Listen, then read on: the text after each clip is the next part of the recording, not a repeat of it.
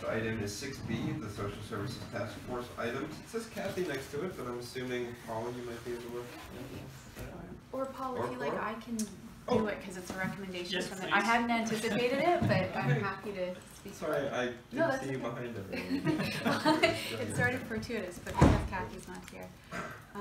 So this is a November 2019 recommendation from the Social Services Implementation Task Force.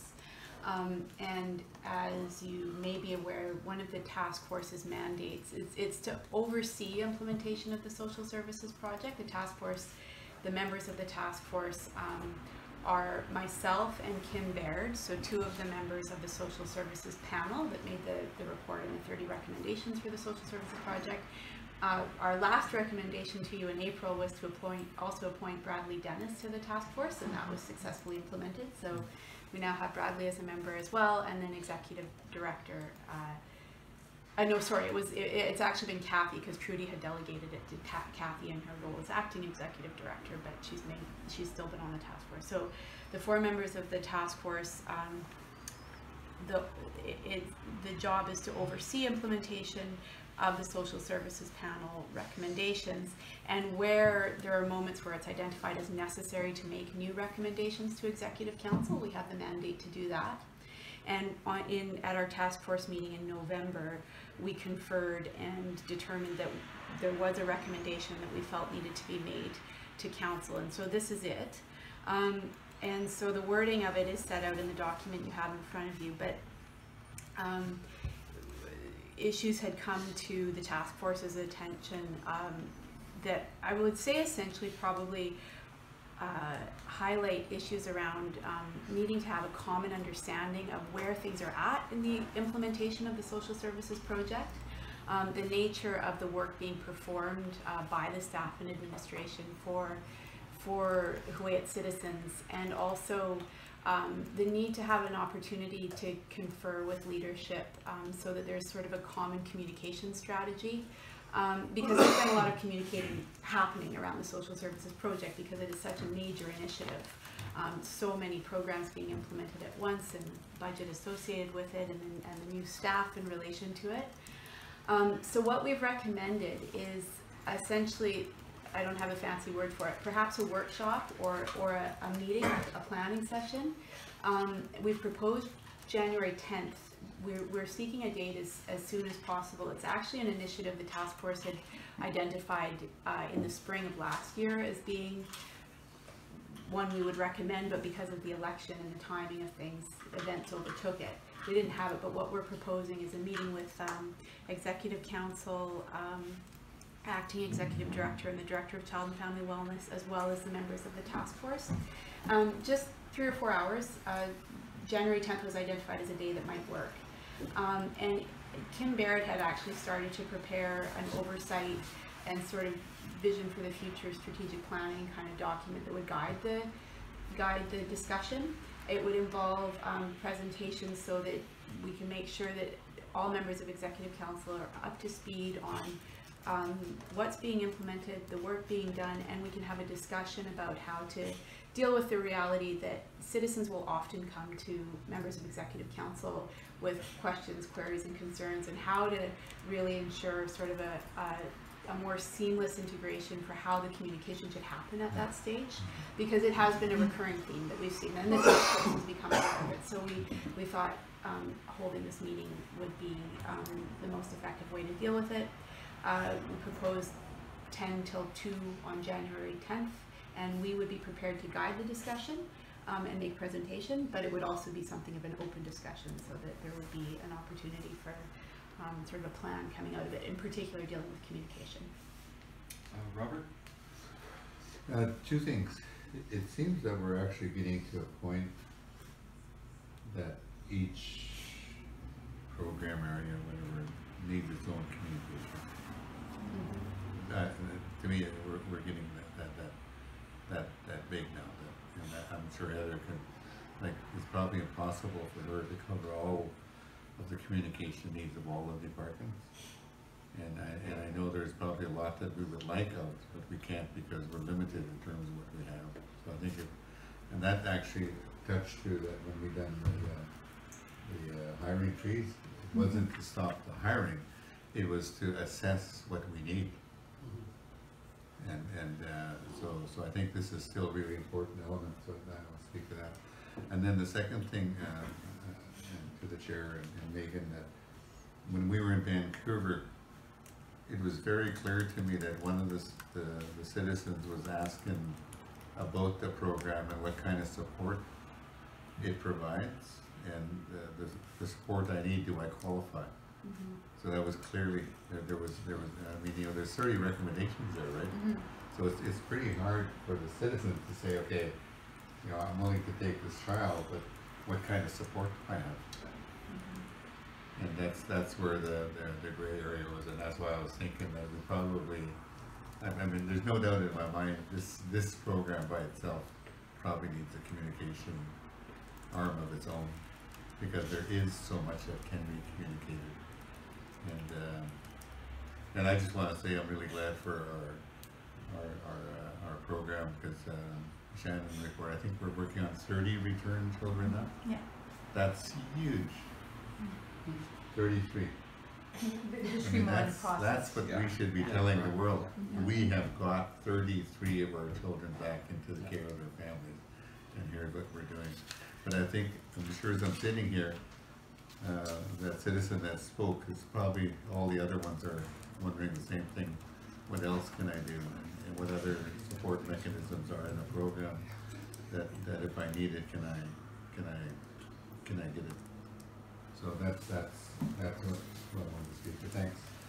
I think that's really poignant, Robert, and I think this is something where, speaking of the review, that was something that was passed off to staff, and I think they can come back with recommendations on how to expand communications coverage at that point, and I think that will be particularly helpful when we're able to do it in-house and have people dedicated. We can run it like a news office, and Heather or whomever can assign people to cover certain things. So that is an option that might be really beneficial. Edward? Yeah, I think it's a great idea. I mean, we're definitely making noise like all throughout BC and Canada, and then when we had our engagement sessions and hear those questions, that we need to do a little bit more communications with our citizens, just to let our citizens know how significant this project is, so then everybody's in the loop. So I think the only thing I'd like to ask council, if the 10th is okay, and it seems oh, it's not. No, Robert has TFL 44 engagements with other First Nations on that day. Okay, I'm going to ask everyone present to pull out their calendars, and Rachel, if you could help us identify a date that isn't before the 9th because of something that's coming up. Go ahead. Can we have Heather added to the list as well? And maybe any other SMT, I'm not sure who, but would be relevant to be there. It'd be beneficial to have all the senior managers there just to be a part of the conversation. What was the vision that the task force had? We did discuss who should be there, and so the idea in particular is have the director from the Child and Family Wellness Department be able to represent sort of some of the experiences and the relevant experiences of staff that would be helpful to executive council to know. So we did question sort of how far down in the organization would we go, and we thought we should keep it at the director level. But we didn't actually specifically talk about having other senior management team there. Okay. And I think given, I'm just one member of the task force, but given that one of the major goals is to have a common understanding between the people who are approached by citizens, because there is this question of what can I have access to, what entitlements might there be, all of that, that I would say that the broader the common understanding, the better. So I think that makes good sense. So let's have the scheduling. Let's have only council limit the scheduling, and then whoever can make it on the senior management team side. Mm-hmm. I'm hoping, Rachel, that the 13th to the 17th can work. It's 13th. Mm-hmm. That's yeah, either one works. Okay, so I know that you won't have access to Bradley's or Kim's. Yeah. Yeah. It was a fight to get the 10th, but anyway, we'll work with it. I know I can do the 13th or 17th. So I really want to make that meeting. Okay, let me just put that in. And it may be that we might lose the benefit of one or both of them, but I will just make sure, I know I can do those dates, and I'm not available after the 20th.